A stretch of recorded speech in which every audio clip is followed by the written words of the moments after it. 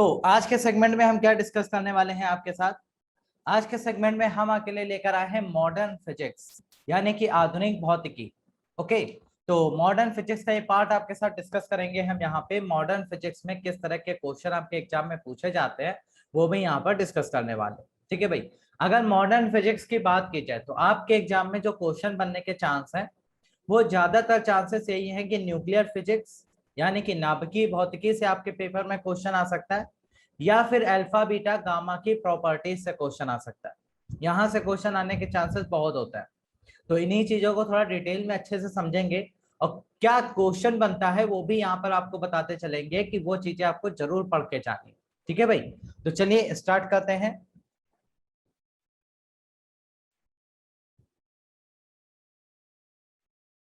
Modern physics में सबसे पहले आपको एक बेसिक पॉइंट ये समझना है न्यूक्लियर फोर्स के बारे में, क्योंकि यहाँ सारी की सारी बातें जो होंगी वो नाभिक के बारे में होंगी। ठीक है भाई।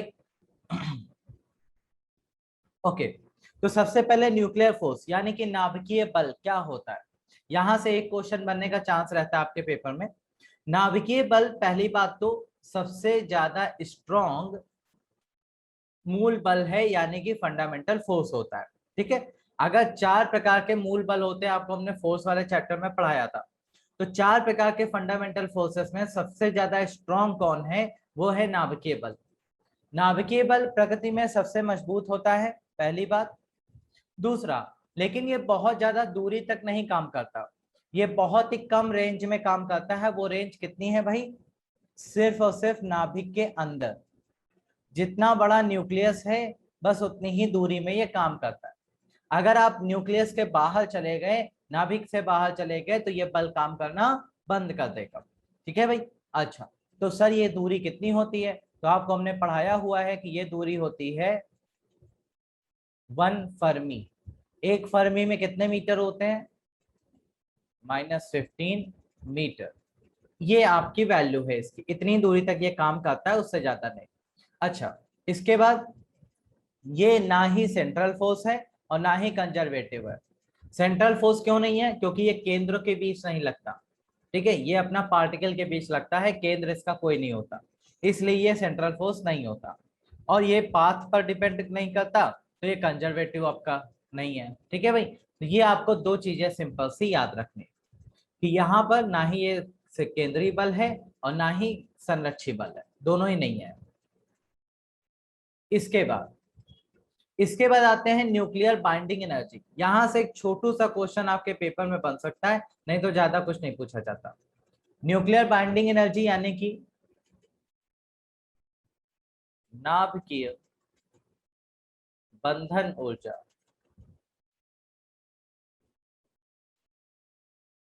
अब ये नाभिकीय बंधन ऊर्जा क्या होती है, ध्यान से समझेंगे भाई। देखो, आपको पता है नाभिक के अंदर दो पार्टिकल होते हैं, एक प्रोटॉन और एक न्यूट्रॉन, और दोनों एक दूसरे से बहुत टाइटली बंधे हुए होते हैं। जैसे ये नाभिक है, तो इसके अंदर प्रोटॉन न्यूट्रॉन ऐसे पड़े हुए हैं। ठीक है।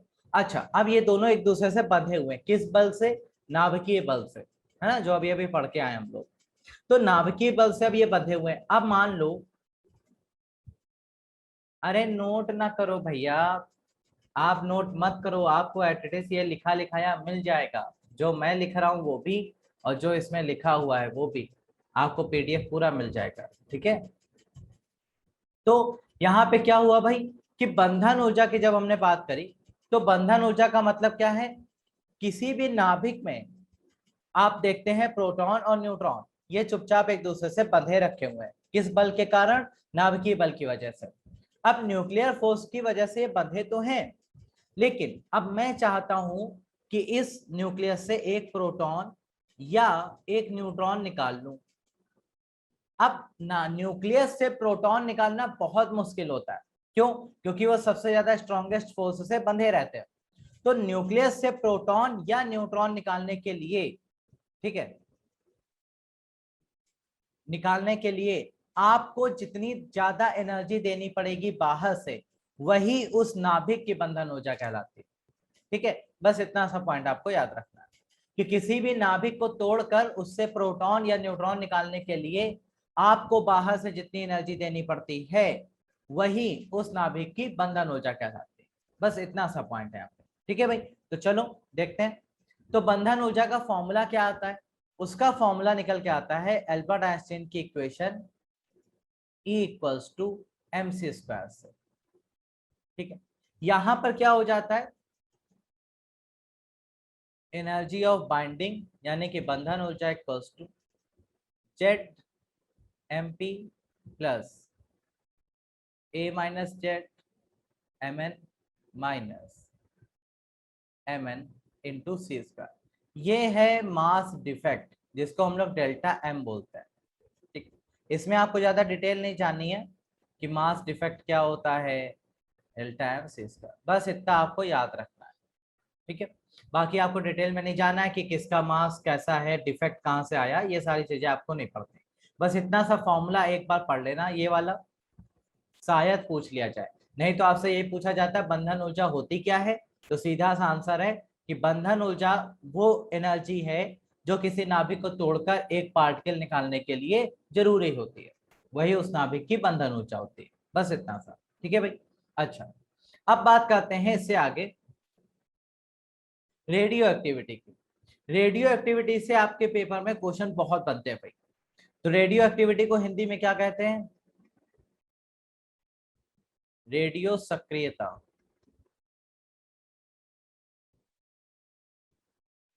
तो आखिरकार ये रेडियो एक्टिविटी है क्या?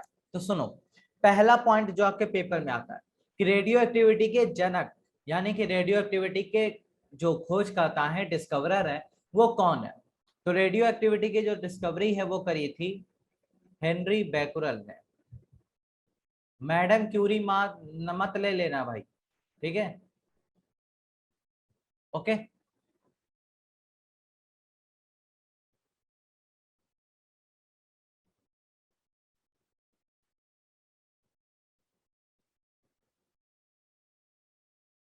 इन्होंने इसकी खोज करी थी। मैडम क्यूरी ने क्या किया था वो आगे बताएंगे।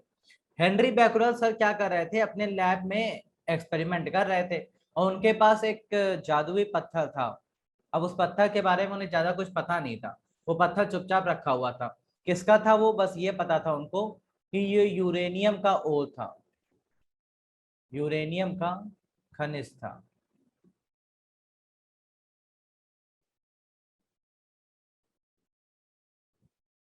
ठीक है भाई, अच्छा अब इस पत्थर के बारे में उन्हें ज्यादा कुछ नहीं पता था, चुपचाप रखा हुआ था। अब वो कुछ दिन के लिए लैब को बंद करके कहीं चले गए। उसके बाद जब वो वापस आए तो उन्होंने क्या देखा कि इस पत्थर के पास एक फोटोग्राफी प्लेट पड़ी हुई थी। फोटोग्राफी प्लेट का मतलब क्या होता है? जैसे कि आप देखते हैं ना, पहले जमाने में फोटो जब क्लिक की जाती थी तो उसमें एक रील आती थी, है ना? और या फिर एक्सरे आप कराने जाते हो तो उसमें जो प्लेट में आपका एक्सरे निकल के आता है जिसमें, वो फोटोग्राफी प्लेट होते हैं। तो फोटोग्राफी प्लेट पड़ी हुई थी, उस पर देखा इन्होंने कि कुछ इमेज बन गई है। अब वो हैरान कि ये इमेज बनी कैसे, मेरी लैब तो बंद थी। उन्होंने काफी चीजों को देखा, फिर इस पत्थर को देखा, फिर उन्होंने देखा इस पत्थर के ही आकार का कुछ ना कुछ यहाँ पे बन रहा है ना? तो वहां से इन्होंने इसको स्टडी करना चालू किया। जब इसको स्टडी किया तो उन्होंने देखा कि ये जो है यूरेनियम, ये एक हैवी न्यूक्लियस है, मतलब भारी नाभिक है। और ये भारी नाभिक क्या है, स्टेबल नहीं है, यानी कि स्थिर नहीं है। ये अपने आप को स्टेबल करने का प्रयास कर रहा है। कैसे? अपने नाभिक को छोटा करके। और नाभिक को कैसे छोटा करेगा? नाभिक के अंदर के पार्टिकल निकालेगा, तभी तो छोटा होगा नाभिक। तो ये काम उसने किया और वहां पर फोटोग्राफी प्लेट पर इमेज बन गई, उस जो पार्टिकल उसने निकाल के फेंके उसकी वजह से। अच्छा भाई, यहां से एनर्जी भी निकली, पार्टिकल भी निकले, और इसे ही क्या कहा गया? रेडिएशन कहा गया। इसे ही रेडिएशन कहा गया।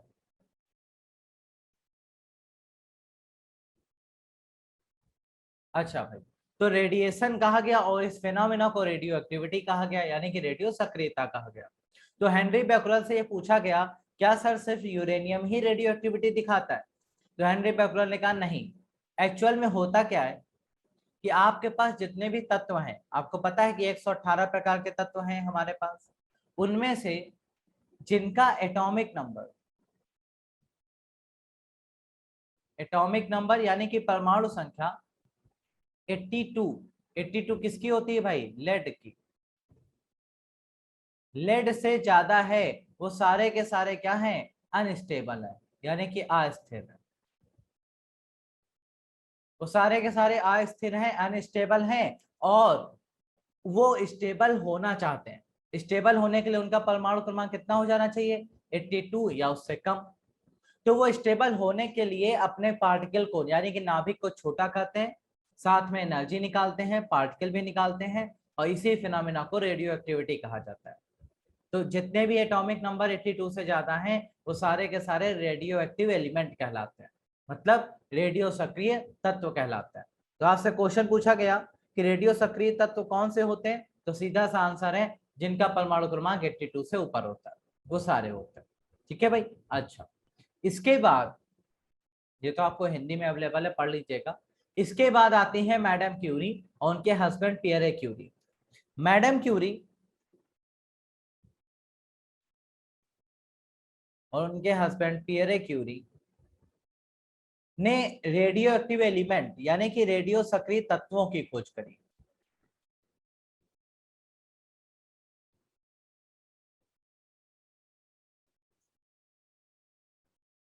कई सारे रेडियो एक्टिव एलिमेंट की खोज किन्होंने करी, इनके हस्बैंड और इन्होंने मिलकर करी। कौन कौन से थे वो तत्व, उनमें सबसे पहला आपका आता है रेडियम। रेडियम की खोज इन्होंने करी। उसके बाद मैडम क्यूरी ने थोरियम की खोज करी,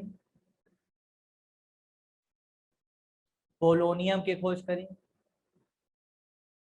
इस तरह के पार्टिकल खोजे हैं। ठीक है, तो रेडियो सक्रियता का जो फिनोमिना है वो हेनरी बैकरल, और रेडियो सक्रिय तत्व कई सारे वो मैडम क्यूरी ने खोजे। इसी वजह से इनको नोबेल दिया गया था। ठीक है भाई, ये पॉइंट आपको अच्छे से याद रखना है। इसके बाद अब क्वेश्चन आता है एक बढ़िया सा कि ये बताइए सर, आपने कहा रेडिएशन निकलता है, ठीक है, अच्छी बात मान गए। मैडम क्यूरी ने पार्टिकल भी खोज दिए, लेकिन ये रेडिएशन किस रूप में निकलता है ये तो बताइए। तो फिर उसको बताने के लिए एक दूसरे साइंटिस्ट आए जिनका नाम था रदरफोर्ड। ठीक है भाई, रदरफोर्ड सर आए।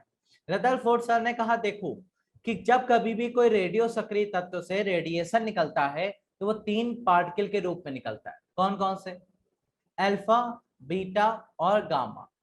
अल्फा पार्टिकल के रूप में, बीटा पार्टिकल के रूप में और गामा पार्टिकल के रूप में, इस तरह से वो निकलता है। कहते हैं ठीक है भाई, अब अल्फा बीटा गामा के रूप में अगर निकल रहा है तो अल्फा बीटा गामा की प्रॉपर्टीज बताइए कैसी हैं, क्या क्या उनमें प्रॉपर्टीज है।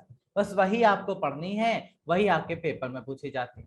ठीक है भाई, तो यहां तक पहले बताओ सबको क्लियर है,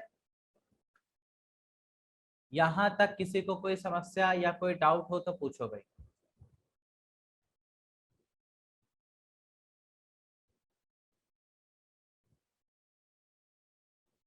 किसी को यहां तक कुछ भी पूछना है? ओके, आगे बढ़े। अच्छा, अब रदरफोर्ड सर ने कहा ठीक है, हम अल्फा बीटा गामा की प्रॉपर्टीज आपको बता देते हैं। तो सबसे पहले अल्फा पार्टिकल यानी कि अल्फा कणों के बारे में बात करते हैं।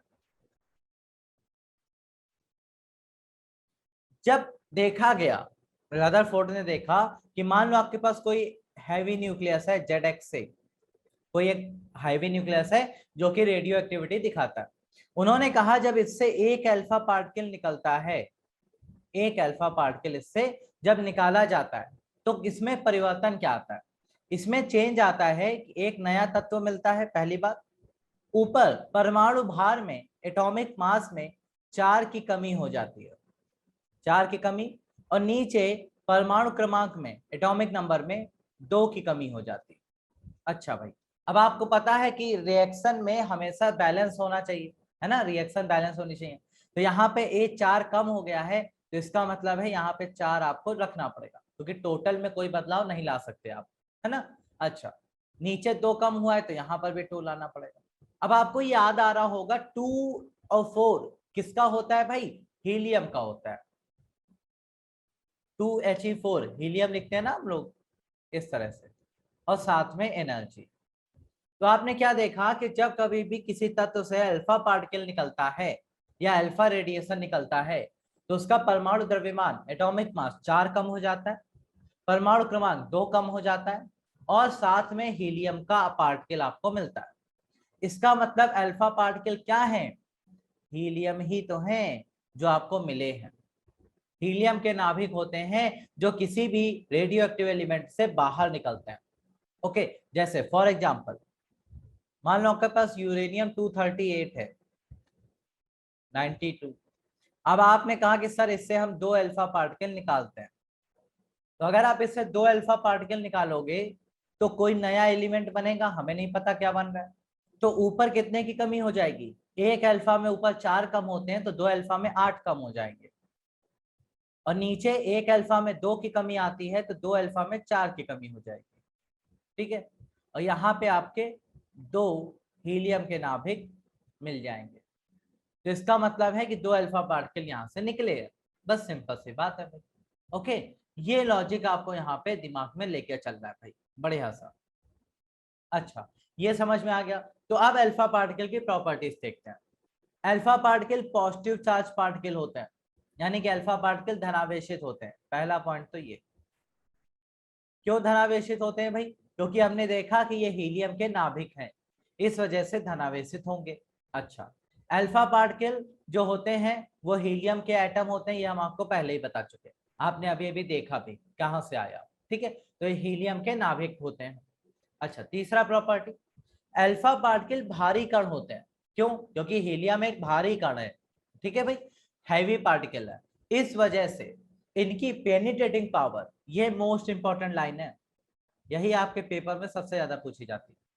अल्फा पार्टिकल की पेनिट्रेटिंग पावर यानी कि भेदन क्षमता कैसी है भाई, न्यूनतम है, मिनिमम है। क्यों मिनिमम है, क्योंकि ये हैवी पार्टिकल है। ये हैवी पार्टिकल है, भारी कण है, इस वजह से किसी चीज के आर पार नहीं जा पाते। एक हल्का सा पेपर भी रख दोगे तो ये उसी में रुक जाएंगे, उसके आर पार नहीं जा सकते। अच्छा भाई, लेकिन अब भगवान ने एक चीज की कमी दी है तो एक चीज तो बढ़िया देगा ही। क्या दिया है इसको, आयोनाइजेशन पावर, यानी कि आयनीकरण की जो क्षमता है वो इसकी क्या है, मैक्सिमम है। यानी कि ये जिस चीज से टकराता है उस चीज को आयोनाइज कर देता है, आयन के फॉर्म में तोड़ देता है।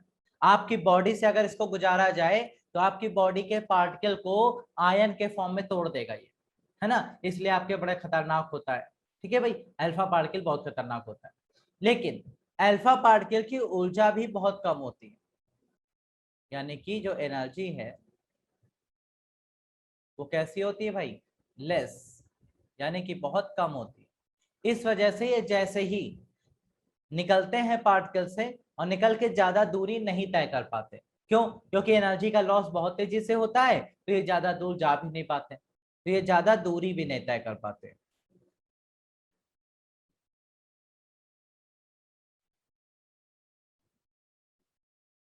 ओके भाई, ये शॉर्ट डिस्टेंस तक ही चलते हैं, ज्यादा दूर नहीं जा पाते। अच्छा भाई, इसके बाद अल्फा पार्टिकल की जो स्पीड है वो कितनी है, 10⁻⁷ मीटर पर सेकेंड। इस स्पीड से अल्फा पार्टिकल चलते हैं और ज्यादा दूर नहीं जा पाते। ओके, ये पॉइंट याद रखिएगा।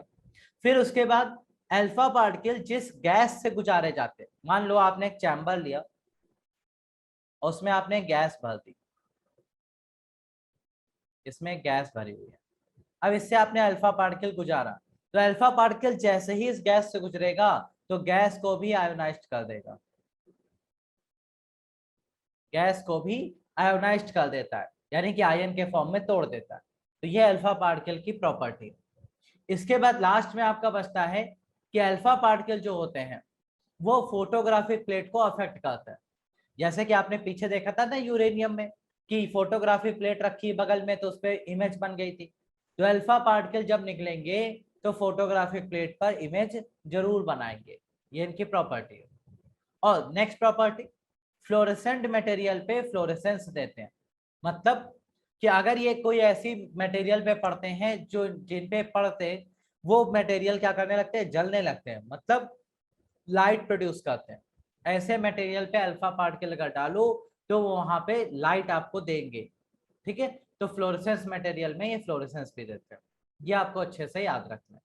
तो अल्फा पार्टिकल में हमने क्या क्या प्रॉपर्टी देखी, एक बार जल्दी से रिकैप कर लेते हैं। अल्फा पार्टिकल पॉजिटिव चार्ज होते हैं, धनावेशित होते हैं, हीलियम के नाभिक होते हैं, तो हीलियम भारी कण है तो ये भी भारी कण होते हैं। इनकी भेदन क्षमता, पेनिट्रेटिंग पावर सबसे कम है, किसी चीज के आर पार नहीं जा पाते, लेकिन आयोनाइजेशन पावर बहुत ज्यादा है। ये आपकी बॉडी से अगर टकराएंगे तो आपके बॉडी के पार्टिकल को आयन में कन्वर्ट कर देंगे, जिससे आपके लिए खतरनाक है। एनर्जी का लॉस बहुत तेजी से होता है, इस वजह से ज्यादा दूर नहीं जा पाते। फिर इनकी स्पीड 10⁻⁷ मीटर पर सेकंड होती है, और जिस गैस से गुजरते हैं उस गैस को आयोनाइज्ड कर देते हैं, आयन के फॉर्म में तोड़ देते हैं। ये फोटोग्राफी प्लेट को अफेक्ट करते हैं और फ्लोरेसेंट मटेरियल पे पड़ने पर फ्लोरेसेंस देते हैं, लाइट प्रोड्यूस करते हैं। बस इतना सा आपको पढ़ना है। हिंदी में नोट्स अवेलेबल हैं, आप घर पे इसको पढ़ सकते हैं आराम से। अच्छा भाई, अब आते हैं अगला। सेकेंड रे है आपकी बीटा रेज, बीटा किरणें। अब मान लो रेडिएशन के रूप में बीटा किरणें निकल रही हैं, तो क्या होगा भाई? तो सिंपल सा एक पॉइंट है, मान लो आपके पास कोई एटम है ZX से, अब उससे आपने कहा कि सर हम एक बीटा रेडिएशन निकाल रहे हैं। तो जब बीटा निकलता है तो क्या चेंज होता है? चेंज ये होता है कि ऊपर कोई चेंज नहीं होता, ए है तो ए ही रहेगा, लेकिन नीचे एटॉमिक नंबर एक बढ़ जाता है, परमाणु क्रमांक एक बढ़ जाता है।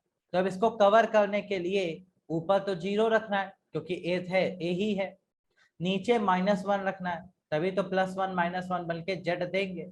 अच्छा, तो ये -1 और 0 किसका होता है? इलेक्ट्रॉन का होता है। ठीक है भाई, तो समझ में आ गया कि बीटा किरणें क्या है? नाभिक से निकलने वाले इलेक्ट्रॉन्स हैं, जो बहुत ज्यादा हल्के पार्टिकल होते हैं और ये बहुत ज्यादा एनर्जी के साथ नाभिक से निकलते हैं। अब आपको कंफ्यूजन हो रहा होगा कि सर बीटा पार्टिकल अगर निकलेगा तो एटॉमिक नंबर एक बढ़ जाता है। जैसे मान लो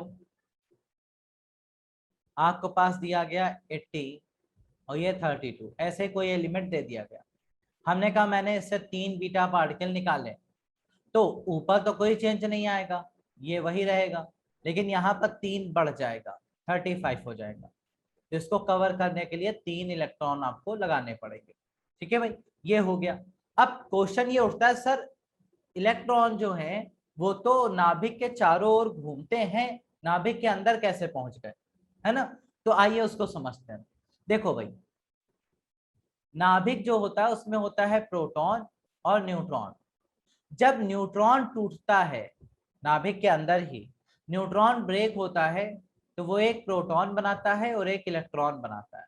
ठीक है, प्रोटॉन तो अंदर ही रह जाता है, लेकिन ये इलेक्ट्रॉन जो है वो बहुत तेजी से बीटा किरणों के रूप में नाभिक से बाहर आ जाता है।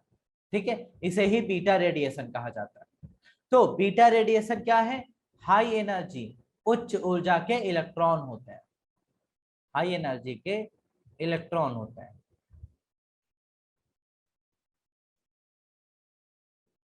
हाई एनर्जी के इलेक्ट्रॉन होते हैं जो नाभिक के अंदर से निकलते हैं। अब आपको पता है कि इलेक्ट्रॉन का जो द्रव्यमान है वो नगण्य है, नेग्लेक्टेबल, इसका द्रव्यमान हम लोग नहीं मानते,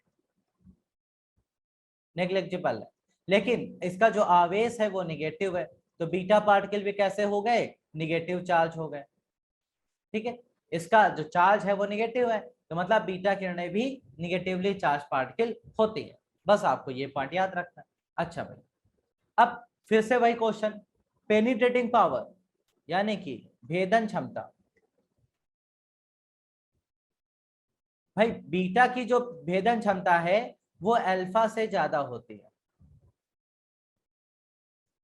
अल्फा से ज्यादा होती है, यानी कि more than alpha, alpha particle से ज्यादा होती है पेनिट्रेटिंग पावर। लेकिन आयोनाइजेशन पावर, आयनीकरण की क्षमता की अगर बात करें तो वो अल्फा से कम होती है,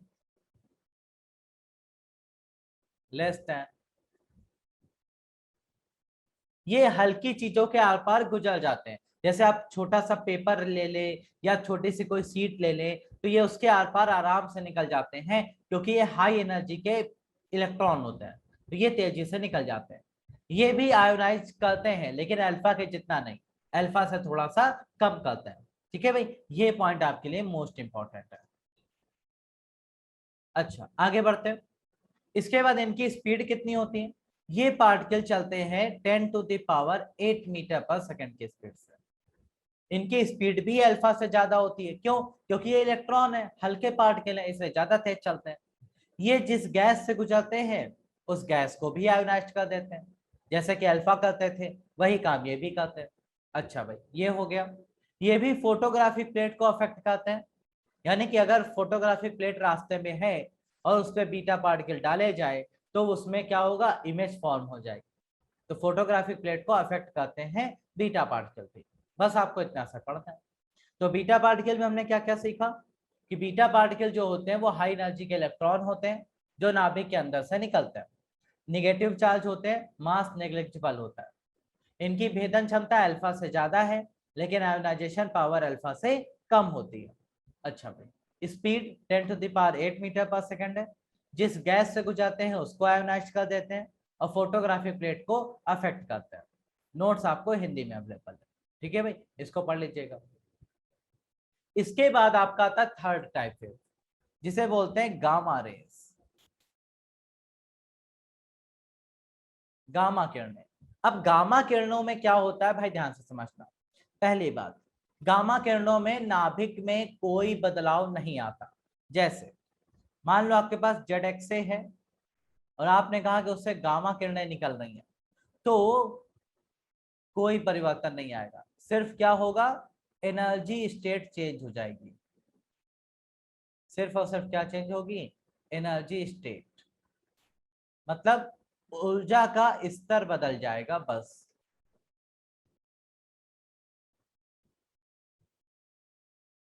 और कुछ नहीं। ये क्या कहता है? ये हाई एनर्जी के इलेक्ट्रोमैग्नेटिक वेव होती है। मतलब गामा पार्टिकल जो है वो पार्टिकल नहीं है, वो क्या है? ईएम वेव है। ईएम वेव का मतलब विद्युत चुंबकीय तरंगे हैं ये।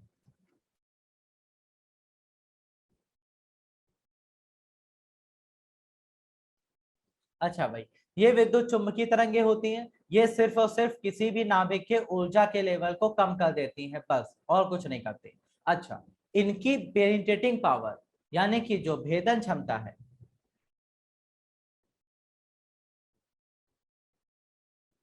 वो सबसे ज्यादा होती है, मैक्सिमम।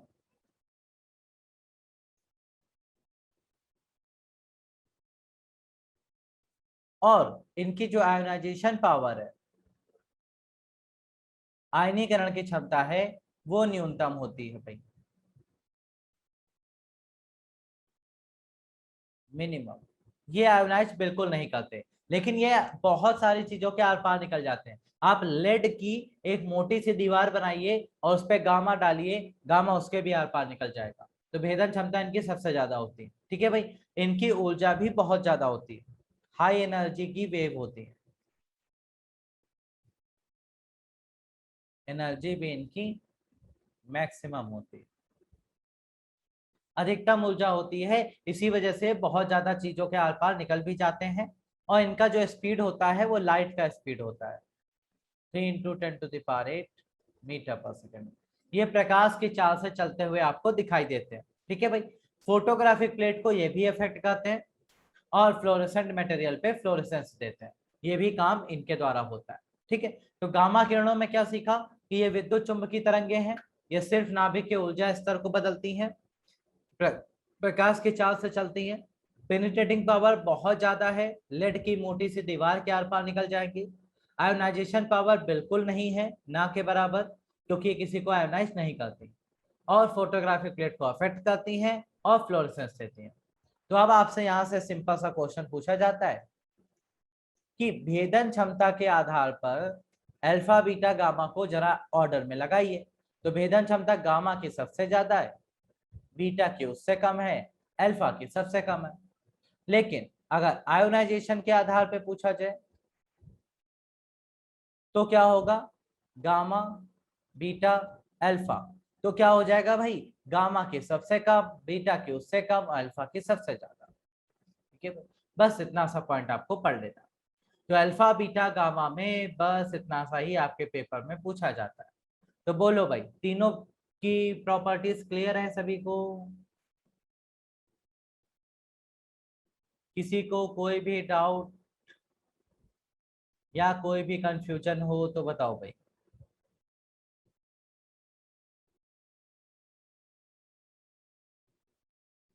किसी को कुछ पूछना है? अल्फा बीटा गामा में बस इतना ही पढ़ना है, बाकी आपको कुछ नहीं पढ़ना। इतना ही आपके पेपर में पूछा जाता है, ठीक है। बाकी इसको एक बार घर पे पढ़ेंगे, आपको पूरा समझ में आ जाएगा। जो जो पॉइंट इंपॉर्टेंट है वो हमने आपको बता दिए। अच्छा, अब देखो, जब मान लो आपके पास एक मटेरियल है रेडियो एक्टिव, जिससे अल्फा बीटा गामा तीनों रेडिएशन निकल रहा है, सामने हमने फोटोग्राफिक प्लेट रख दी है, रास्ते में हमने इलेक्ट्रिक फील्ड रख दी है, एक निगेटिव प्लेट और एक पॉजिटिव प्लेट। तो हमने क्या देखा कि उससे जब तीनों प्रकार के रेडिएशन निकल रहे हैं तो अल्फा किरणें किधर जा रही हैं? निगेटिव प्लेट की तरफ। क्यों? क्योंकि आपको पता है कि अल्फा किरणें पॉजिटिव चार्ज होती हैं, इसीलिए तो निगेटिव प्लेट की तरफ जा रही है, अपोजिट अट्रैक्ट करते हैं। बीटा किरणें निगेटिव चार्ज है, क्यों? क्योंकि वो पॉजिटिव प्लेट की तरफ जा रही है। और गामा किरणें कहीं भी नहीं जा रही, बिल्कुल सीधा जा रही। क्यों? क्योंकि गामा किरणें खुद विद्युत चुंबकीय तरंग हैं, तो वो किसी भी तरह की फील्ड में अफेक्ट नहीं होती। ये पॉइंट दिमाग में बैठा के चलिएगा, ठीक है, वो किसी तरह से अफेक्ट नहीं होने वाली। अच्छा भाई, अब यहां से ट्रिक क्वेश्चन आता है। ट्रिक क्वेश्चन क्या है? किसी भी रेडिएटिव मटेरियल से अल्फा बीटा गामा तीनों रेडिएशन निकल रहे हैं, किसी से सिर्फ अल्फा बीटा निकल रहा है, कहीं पर सिर्फ बीटा गामा निकल रहा है, कहीं पर सिर्फ अल्फा गामा निकल रहा है, या फिर किसी में सिर्फ अल्फा निकल रहा है, सिर्फ बीटा निकल रहा है, सिर्फ गामा निकल रहा है। तो इनमें से कौन सा रेडिएशन है जो नहीं हो सकता, ये आपको बताना है। अल्फा बीटा गामा तीनों एक साथ निकल रहे हैं, क्या ये नहीं हो सकता? अल्फा बीटा एक साथ नहीं निकल सकते, beta gamma, gamma, alpha beta gamma अलग अलग। तो कौन सा अकेले नहीं हो सकता, ये आपको बताना है भाई। बोलो भाई। दीपाली जी बहुत बढ़िया। कौन सा पॉसिबल नहीं है रेडिएशन? बिल्कुल सही सत्यवीर जी, बिल्कुल बढ़िया। यहाँ पे हमेशा याद रखना भैया, अल्फा बीटा गामा निकल सकते हैं, अल्फा बीटा निकल सकता है, बीटा गामा, गामा, अल्फा अकेला, बीटा अकेला, गामा अकेला नहीं निकल सकता। गामा रेडिएशन हमेशा पेयर में निकलता है, या तो वो अल्फा के साथ निकलेगा, या तो बीटा के साथ निकलेगा, या तो दोनों के साथ निकलेगा। अकेले गामा नहीं निकाल सकते आप, ठीक है। ये पॉइंट दिमाग में बैठा के चलिएगा, बस इससे ज्यादा क्वेश्चन आपसे नहीं पूछा जाता। अब आ जाते हैं भाई नाभिकीय संलयन और नाभिकीय विखंडन के पास, यानी कि न्यूक्लियर फिजिक्स। अभी तक हम लोग जब केमिस्ट्री पढ़ते थे तो वहां पे केमिकल रिएक्शन पढ़ते थे। केमिकल रिएक्शन में सारा खेल कौन खेलता था? इलेक्ट्रॉन खेलते थे। लेकिन अब यहाँ पे खेल कौन खेलेगा? नाभिक। यानी कि नाभिक के अंदर क्या बदलाव होंगे वो यहाँ पे पढ़ने वाले हैं। तो नाभिक के अंदर जो बदलाव होते हैं उसके आधार पर दो प्रकार की अभिक्रियाएं होती हैं, टू टाइप रिएक्शन होती है, एक नाभिकीय विखंडन और एक नाभिकीय संलयन। तो सबसे पहले हम बात करते हैं न्यूक्लियर फिजन। न्यूक्लियर फिजन को हिंदी में कहते हैं नाभिकीय विखंडन, ठीक है भाई। ये नाभिकीय विखंडन में होता क्या? कुछ नहीं है, एक लाइन का आंसर है। आपके पास एक हैवी न्यूक्लियस होगा, यानी कि भारी नाभिक, और वो भारी नाभिक एक न्यूट्रॉन के मिलने से, एक न्यूट्रॉन, ध्यान से सुनना, एक न्यूट्रॉन जैसे ही उससे टकराता है तुरंत वो हल्के नाभिकों में टूटने लगता है, ठीक है भाई। तो इसी अभिक्रिया को कहते हैं नाभिकीय विखंडन। विखंडन का मतलब ब्रेक होना।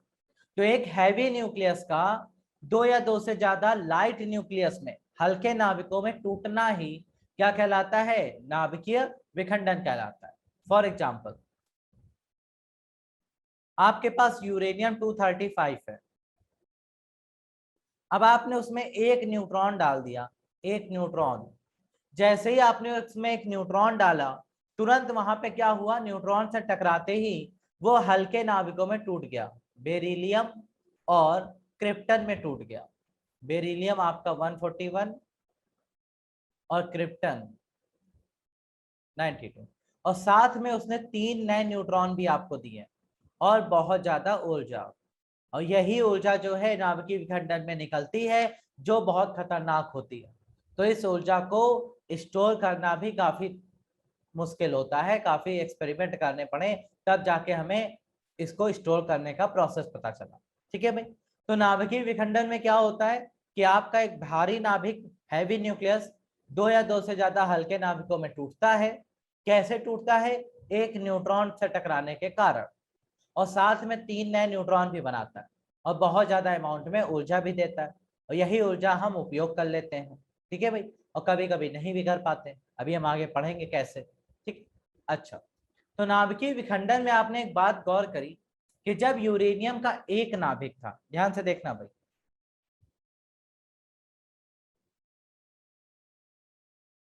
इससे एक न्यूट्रॉन आके टकराया, तो एक न्यूट्रॉन टकराते ही ये क्या हो गया? ब्रेक हो गया। और उसने क्या किए? उसने 3 नए न्यूट्रॉन बना दिए। क्या बना दिए भाई? 3 नए न्यूट्रॉन बना दिए। अब ये 3 नए न्यूट्रॉन जो हैं अगले एटम से टकराएंगे जाके, क्योंकि यूरेनियम का एटम तो हम लेते नहीं। मान लो इतना सा यूरेनियम आपको दिया, तो इसमें तो लाखों एटम है। तो ये 3 नए न्यूट्रॉन अगले 3 यूरेनियम से टकराएंगे जाके। अब वो 3 यूरेनियम फिर से 3 न्यूट्रॉन बनाएंगे।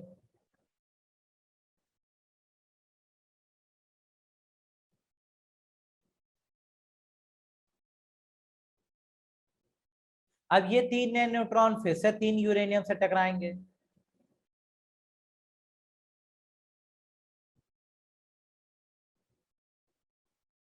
अब ये 3 फिर से 3 नए न्यूट्रॉन बनाएंगे।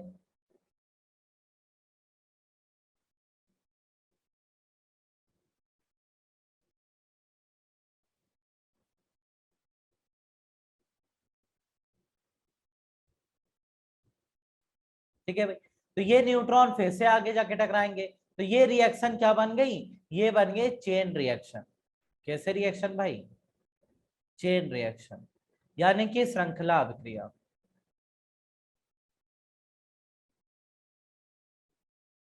और ये श्रृंखला अभिक्रिया कब तक चलेगी? ये श्रृंखला अभिक्रिया तब तक चलेगी जब तक एक एक यूरेनियम का एटम नहीं ब्रेक हो जाता। जब तक सारे यूरेनियम के एटम नहीं टूट जाएंगे तब तक ये श्रृंखला अभिक्रिया चलती रहेगी, चलती रहेगी। अच्छा भाई, तो श्रृंखला अभिक्रिया को हमने 2 कैटेगरी में बांटा है। कौन कौन से 2 कैटेगरी? पहला पहला है अनकंट्रोल्ड, अनकंट्रोल्ड चेन रिएक्शन, यानी कि इसको बोलते हैं अनियंत्रित श्रृंखला अभिक्रिया।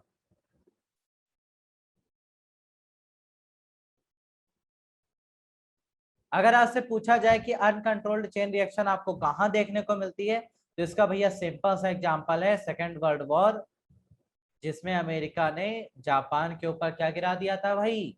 Atom bomb. Okay. Atom bomb uncontrolled chain reaction का सबसे अच्छा एग्जांपल होता है परमाणु बम। ठीक है भाई। ओके। तो अनकंट्रोल्ड चेन रिएक्शन जो होती है वो एटम बम में होती है। एटम बम में अगर एक बार रिएक्शन स्टार्ट हो गई तो वो तब तक नहीं आप रोक सकते जब तक एक एक यूरेनियम का एटम ब्लास्ट नहीं हो जाता, यानी कि ब्रेक नहीं हो जाता। तो यहाँ पर श्रृंखला अभिक्रिया आप रोक नहीं सकते, यह आपके बस में नहीं है। एक बार अभिक्रिया चालू तो तब तक नहीं रुकेगी जब तक पूरा का पूरा यूरेनियम टूट नहीं जाता, सारे एटम ये ब्रेक कर देगा। ठीक है भाई। अच्छा, दूसरा सेकेंड टाइप है कंट्रोल्ड चेन रिएक्शन।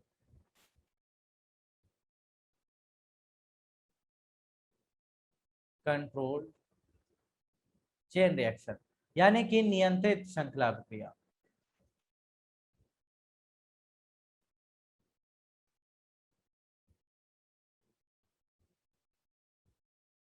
अगर कंट्रोल्ड चेन रिएक्शन में पूछा जाए कि एग्जांपल क्या बनेगा, तो भाई नाभिकीय संयंत्र जितने भी हैं आपके, यानी कि न्यूक्लियर रिएक्टर्स,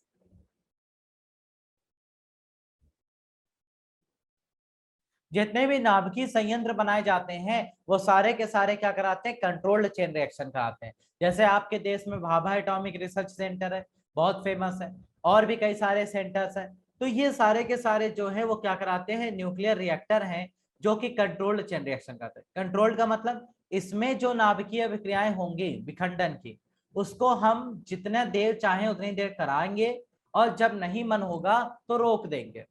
ये कंट्रोल्ड चेन रिएक्शन होती है। तो इसके लिए आपको काफी अरेंजमेंट करने पड़ते हैं, बस वही चीजें आपके पेपर में पूछी जाती। ठीक है भाई, तो चलो वही पढ़ लेते हैं अच्छे से।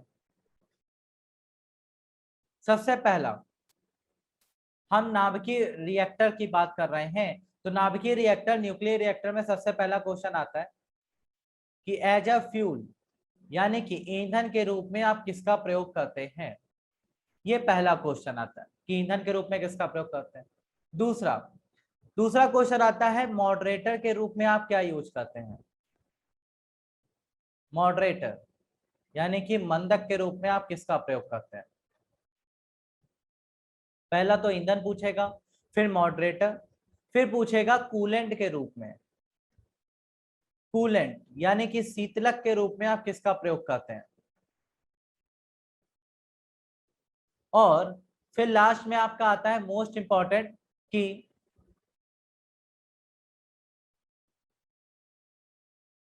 कंट्रोलर यानी कि नियंत्रक के रूप में किसका प्रयोग किया जाता है। ठीक है, ये आपसे क्वेश्चन पूछे जाते हैं। तो चलो भाई इसके आंसर देखते हैं। सबसे पहला फ्यूल। फ्यूल की अगर बात करें भैया, तो फ्यूल आप लोग जानते हो, फ्यूल का मतलब क्या है कि कोई रेडियो एक्टिव पदार्थ। तो नाभिकीय संयंत्रों में, न्यूक्लियर रिएक्टर में फ्यूल के रूप में आप यूज कर सकते हैं यूरेनियम 235 या फिर यूरेनियम 238। सबसे अच्छा 235 यूज किया जाता है ज्यादातर। ठीक है, ये याद रखिएगा। सबसे पहला तो ये हो गया, ईंधन आ गया, यानी कि इसमें अब अभिक्रिया चालू होगी। अब आपको पता है कि न्यूट्रॉन टकराएंगे तो तुरंत चेन रिएक्शन चालू हो जाएगी, और चेन रिएक्शन बहुत तेजी से होती है। तो इतनी तेजी से रिएक्शन होगी तो एनर्जी बहुत तेजी से निकलेगी, तो हम तो उसको स्टोर ही नहीं कर पाएंगे। हमें तो चाहिए धीरे धीरे एनर्जी निकले जिससे कि हम उसको स्टोर कर पाए। तो उसके लिए हमें क्या करना होता है, हमें न्यूट्रॉन की स्पीड कम करनी होती है। तो न्यूट्रॉन की जो स्पीड है, चाल, उसको कम करना, ये किसका काम होता है भाई, ये काम होता है मॉडरेटर का, मंदक का। मंदक मतलब धीमा कर देना। तो ये न्यूट्रॉन की चाल को कम कर देते हैं। अब मंदक के रूप में आप यूज किसका करते हैं भाई, ये पूछा जाता है। तो मंदक के रूप में आप यूज करते हैं हैवी वाटर। हैवी वाटर का मतलब हो गया भारी जल। भारी जल आपका होता है D2O। ठीक है, या फिर आप यहां पर क्या यूज कर सकते हैं भारी जल के साथ साथ, ओके, ग्रेफाइट।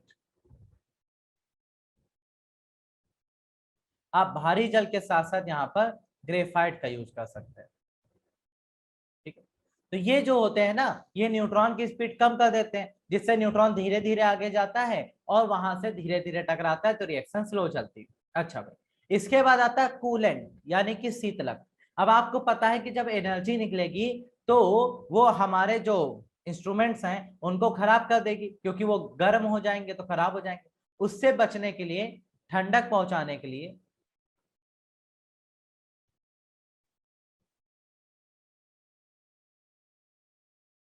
तो हमारे जो डिवाइसेस हैं उनको ठंडा रखने के लिए हम यहाँ यूज करते हैं कूलेंट का। अब कूलेंट के रूप में किसका यूज किया जाता है, कूलेंट के रूप में आप यूज करते हैं कोल्ड वाटर। कोल्ड वाटर यानी कि ठंडा पानी यूज कर लेंगे, या फिर आप यूज कर सकते हैं लिक्विड ऑक्सीजन। लिक्विड ऑक्सीजन या ठंडे पानी का यूज करके आप इसको क्या कर सकते हैं, ठंडा रख सकते हैं। ठीक है भाई, ये याद रखिएगा। या फिर आप ठंडी हवा भी दे सकते हैं, कूल एयर, वो भी दे सकते हैं। ठीक है, अच्छा, इसके बाद आता है कंट्रोलर। मान लो आज हमें जितनी एनर्जी चाहिए थी उतनी एनर्जी हमें मिल चुकी है, अब हमें इसको बंद करना है कि नहीं, अब हमें नहीं चाहिए। तो उसके लिए आपको क्या करना पड़ेगा, आपको न्यूट्रॉन को आगे जाने से रोकना पड़ेगा, है ना भाई। तो न्यूट्रॉन को कोई एब्जॉर्ब कर ले, यानी कि अवशोषित कर ले।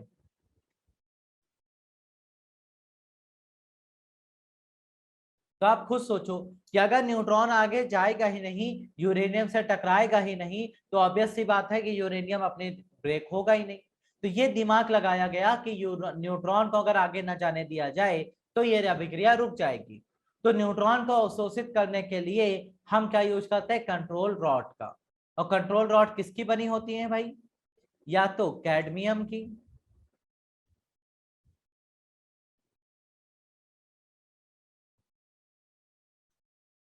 या फिर बोरॉन की। तो कैडमियम या बोरॉन का रॉड यूज करके हम लोग क्या कर सकते हैं, न्यूट्रॉन को एब्जॉर्ब कर लेते हैं, जिस वजह से क्या हो जाती है भाई, रुक जाती है क्रिया। यही चार चीजें आपके पेपर में सबसे ज्यादा पूछी जाती हैं नाभिकीय संयंत्र से। ठीक है भाई, ये आपको अच्छे से याद रखना। इसके बाद हो गया भाई इतना ही। चलो, यहां तक किसी को कोई समस्या है तो बताओ भाई। यहां तक नाभिकीय विखंडन आपको पूरा क्लियर हो गया? किसी को कोई भी समस्या या कोई भी डाउट हो तो बताओ भाई।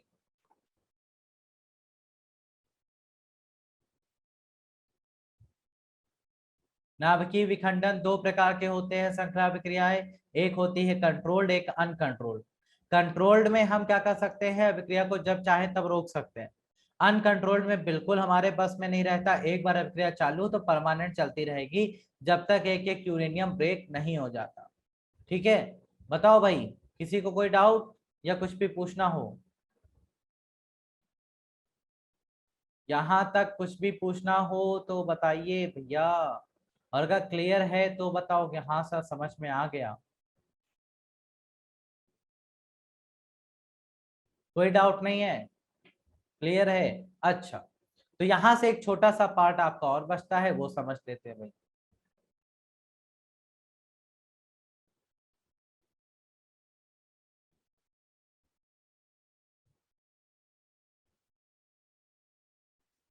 चलो, यहां में हम बात करते हैं नाभिकीय संलयन की। नाभिकीय संलयन यानी कि न्यूक्लियर फ्यूजन। अगर नाभिकीय संलयन की बात की जाए तो ये विखंडन का उल्टा होता है। इसमें क्या होता है भाई, इसमें दो या दो से ज्यादा हल्के नाभिक, इसमें क्या होता है भाई, हल्के नाभिक यानी कि लाइट न्यूक्लियस मिलते हैं, और हल्के नाभिक आपस में मिलकर क्या बनाते हैं, भारी नाभिक यानी कि हैवी न्यूक्लियस बनाते हैं। ठीक है भाई, ये सिंपल सा प्रोसेस होता है। इसमें क्या होता है, हाइड्रोजन आपस में जुड़ते हैं, और ये हाइड्रोजन आपस में जुड़कर क्या बनाते हैं भाई, यहां से रिएक्शन होती है, 1s3 फॉर्म होता है, और उसके बाद यहां से बनता है हीलियम 2He4, और साथ में बहुत ज्यादा एनर्जी। ठीक है, तो यहाँ पे क्या होता है, हल्के नाभिक छोटे कण मिलकर आपस में जुड़ते हैं और एक भारी नाभिक हैवी न्यूक्लियस का निर्माण करते हैं। तो यहां से हाइड्रोजन जुड़ा है, और हाइड्रोजन आपस में जुड़कर हीलियम बनाता है, हीलियम का नाभिक तैयार करता है। अच्छा, नाभिकीय संलयन में ये होता है। तो नाभिकीय संलयन के एग्जाम्पल आपसे पूछे जाते हैं कि नाभिकीय संलयन देखने को कहाँ मिलता है। तो नाभिकीय संलयन आपको दुनिया के जितने भी स्टार्स हैं, यानी कि जितने भी तारे हैं, उन सब में नाभिकीय संलयन ही हो रहा है। जितने भी तारे हैं उनमें हाइड्रोजन गैस है, वो हाइड्रोजन गैस आपस में जुड़ रही है और जुड़कर हीलियम का नाभिक बना रही है। ठीक है भाई, तो ये बहुत ज्यादा ऊर्जा देता है। देखो, सूरज उतनी दूर है और इतनी दूर से हमारी पृथ्वी को इतना ज्यादा टेम्परेचर दे रहा है, एनर्जी दे रहा है, और करोड़ों सालों से दे रहा है। तो समझ रहे हो नाभिकीय संलयन में कितनी ऊर्जा निकलती है ना। और दूसरा है हाइड्रोजन बॉम्ब। हाइड्रोजन बॉम्ब जो है वो एटम बॉम्ब से ज्यादा खतरनाक होता है। क्यों? क्योंकि संलयन में जो ऊर्जा निकलती है वो विखंडन से बहुत ज्यादा होती है। ठीक है भाई, इसलिए हाइड्रोजन बम आपका ज्यादा खतरनाक होता है। तो नाभिकीय संलयन क्या है, संलयन का मतलब जुड़ना। तो यहाँ पर दो या दो से ज्यादा हल्के नाभिक आपस में जुड़ते हैं और मिलकर एक भारी नाभिक का निर्माण करते हैं, और साथ में बहुत ज्यादा ऊर्जा। तो ये कहाँ देखने को मिलता है, स्टार्स में और हाइड्रोजन बम में। बस इतना ही आपसे पूछा जाता है, बाकी आपसे कुछ नहीं यहाँ से पूछा जाएगा। ठीक है, तो इतने पॉइंट अच्छे से पढ़ लेना भाई। अगर कहीं पर भी आपको डाउट लगे तो आप हमसे नेक्स्ट क्लास में डिस्कस कर सकते हैं। ठीक है भाई।